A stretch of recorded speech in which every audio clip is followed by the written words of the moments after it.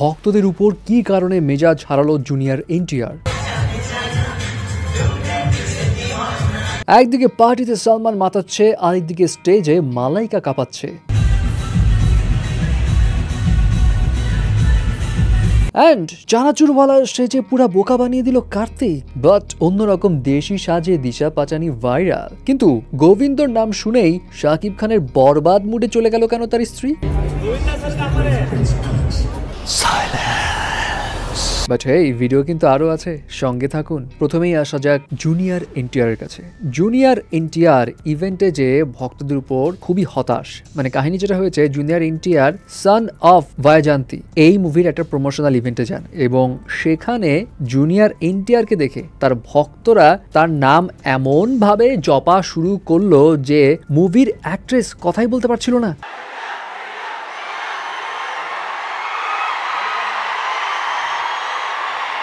না মানে NTR NTR বলে চিৎকার এমন দেওয়া দিচ্ছিল, জুনিয়র এনটিআর নিজেও হতাশ যে তার ভক্তরা কেন কথা বলতে দিচ্ছে না, এবং তিনি ভক্তদেরকে একদম হুঁশিয়ারি দিয়ে দিয়েছিল, চলে যাবো কিন্তু চলে যাবো, চুপ থাকো। যাই হোক, শেষমেশ তাকে মোটামুটি ম্যানেজ করিয়ে ওখানে দাঁড় করানো হলো। বাট তারপরেও মনে হচ্ছে জুনিয়র এনটিআর একটু হতাশ, বারবার দেখো মাথা নাড়ছে।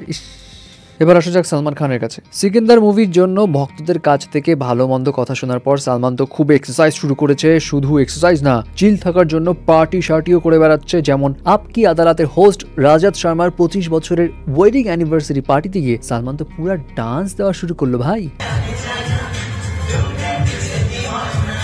যদিও দেখে মনে হচ্ছে সালমান নাচতে চাইছে না, বাট গানটা এমন না, নাচ অটো বের হয়ে আসবে। অ্যান্ড হ্যাঁ, খুব শীঘ্রই স্টার গল্প কিন্তু মিউজিক ভিডিও না যাও রিলিজ করতে যাচ্ছে, প্রেজেন্টেড বাই সাব্বাতা বাই রিফা।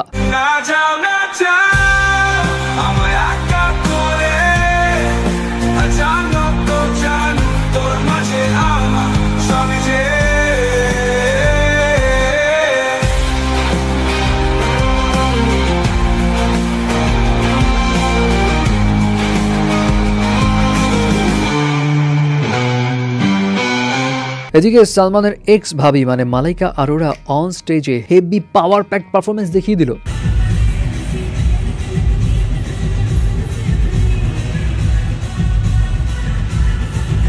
বা হ্যাঁ, তার পারফরমেন্স দেখে অনেকের কাছে একই টাইপের স্টেপস, একই টাইপের এক্সপ্রেশন লাগছে, বাট 51 বছর বয়সেও তার এনার্জির খুব প্রশংসা হচ্ছে। কিন্তু বস, এনার্জির দেখেছেন কি আপনি?